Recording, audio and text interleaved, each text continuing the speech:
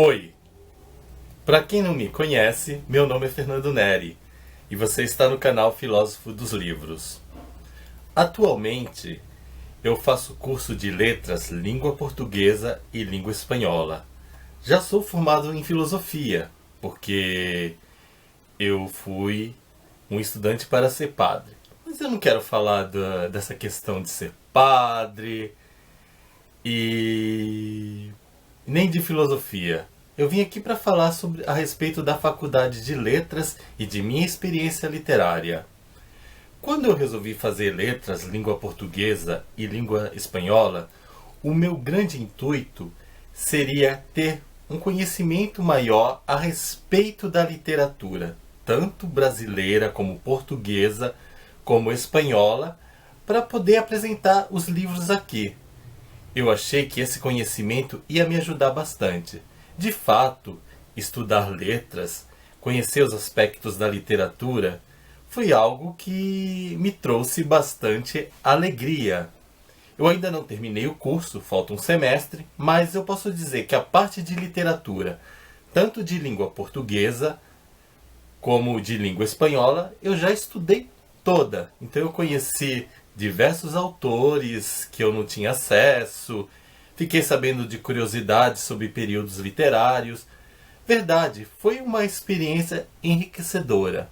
Mas por outro lado, eu percebi algo que não foi muito legal. Apesar de achar interessante saber coisas sobre o que é o realismo, quem é Juan Rulfo na literatura espanhola, sua importância, quais as características do romantismo com maior profundidade, quais são as características de um livro de José de Alencar, por exemplo, um Machado de Assis, eu percebi que essas informações muito interessantes e muito boas, elas engessavam a minha maneira de ler. Por quê? Quando eu pegava um livro, ao invés de eu me concentrar naquela leitura, no que o livro estava me dizendo, eu ficava mais procurando as características que eu tinha estudado. O romantismo tem a idealização da mulher. Então eu pegava uma obra de romantismo. Cadê? Aqui tem a idealização da mulher. O livro de Pedro Páramo, Juan Rulfo, é realismo fantástico, tem tais características. Eu ia ler o livro, eu ficava procurando. É legal encontrar? É. Mas por outro lado, aquela coisa. Tinha que ter aquilo. Eu ficava só procurando aquilo. E eu não me abria a maiores possibilidades.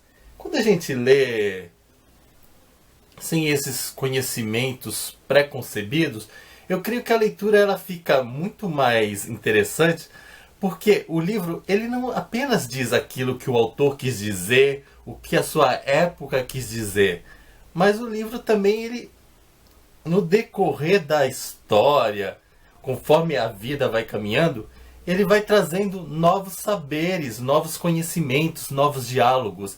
Então, eu resolvi não ficar muito ligado em todas essas experiências que não são ruins, como eu disse, mas é que me fecha a possibilidade.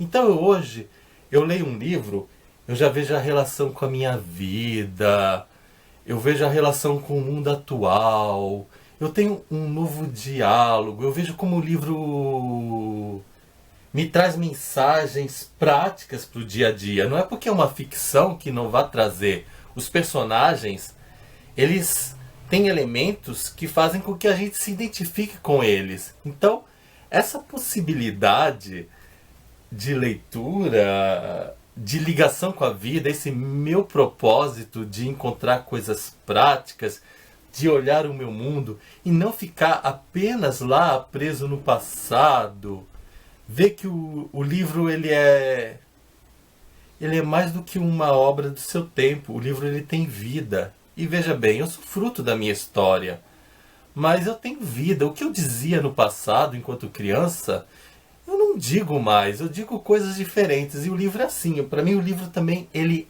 amadurece. Então é isso que eu queria compartilhar com vocês. E com isso eu não quero desencorajá-los, se alguém tiver vontade de fazer letras, língua portuguesa, língua espanhola ou língua inglesa, que desanime. Não estude. Conheça essas características. Saber essas coisas são fantásticas. Mas não fique preso, não fique engessado. Até mesmo quando você pega um livro atual de um autor desconhecido que você não vai encontrar nenhum livro, nenhuma curiosidade sobre ele. Não fica procurando saber se ele é isso, se ele é aquilo. Desprenda-se. Veja o livro em si. O que o livro está te dizendo? O que o livro está te transmitindo? Você vai ver que a sua leitura vai ser muito proveitosa.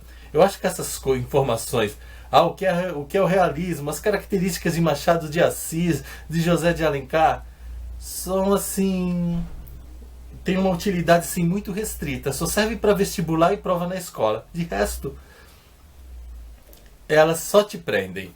E eu gostaria também que vocês, aproveitando, contassem para mim como é que são as suas experiências literárias. Como é que vocês fazem a leitura? Vocês acham que eu falei bobagem?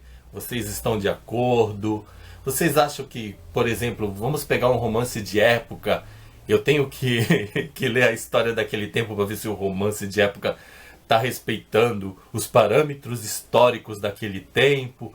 Ou eu posso viajar com o autor, eu tenho a liberdade da licença poética e de repente num mundo onde as mulheres eram extremamente submissas, eu colocar uma mulher mais audaciosa, ou numa época em que os escravos não tinham vez, eu posso mostrar um escravo mais heróico, e criar diversos personagens.